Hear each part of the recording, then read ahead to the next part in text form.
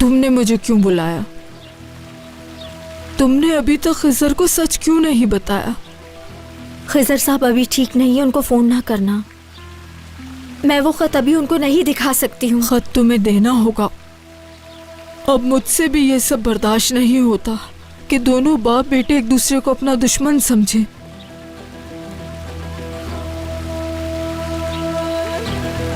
देखो, तुम उसे सब बता दोगी तो उन दोनों की दुश्मनी खत्म हो जाएगी। मैं जानती हूँ खिजर अपने बच्चे के लिए कुछ भी कर सकता है। आखिर वो उसका बेटा है, वो अपने बच्चों के लिए किसी भी हद तक जा सकता है। तुम्हें बताना ही होगा। मैं नहीं कर सकती हूँ, मुझे समझने की कोशिश करो। जो कुछ इस वक्त हो रहा है उसके बारे में तुम सब जानती हो। ये सब जानकर हमारी बेटी हमसे बहुत दूर चली जाएगी। अगर मैंने खिजर को खत अभी दे दिया तो उससे पहले मुझे रेहान को बताना होगा कि वो खिजर की बेटी नहीं है। मैं एक वक्त में एक ही मुसीबत को झेल सकती हूँ, अपनी फैमिली को तोड़ नहीं सकती हूँ।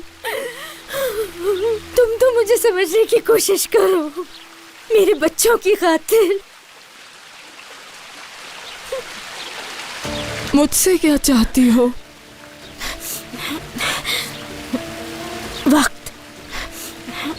रेहान नहीं जानती कि खिजर उसका बाप नहीं है। मीरान भी इतने सालों से ये बात नहीं जानता कि मेमत उसका बाप नहीं। हमें थोड़ा इंतजार करना होगा। जब वक्त आएगा तो मैं सब कुछ सच बता दूंगी, लेकिन अस्मा भी हरगिज नहीं। प्लीज।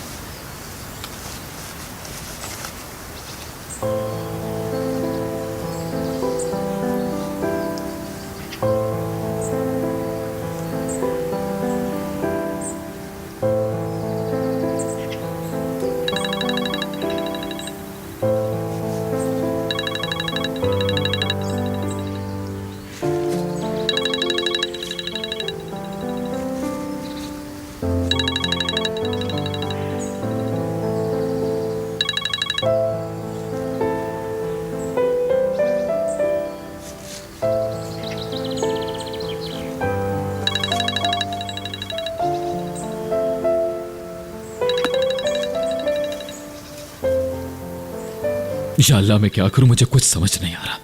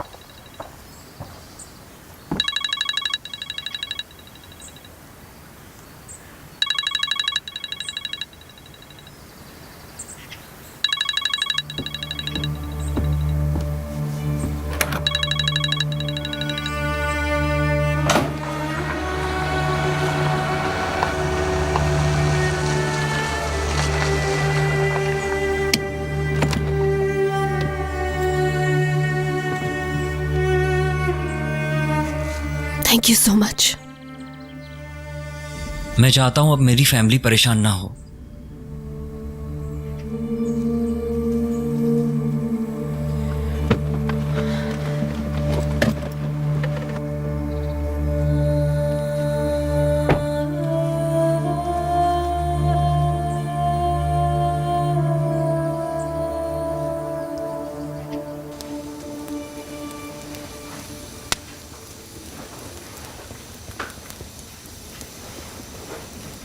ये तुम्हारा ही एक नया खेल है ताकि मैं तुम पर भरोसा करूं और तुम्हारे साथ चलूं, क्योंकि सच का सामना तुमसे हो नहीं सकता है।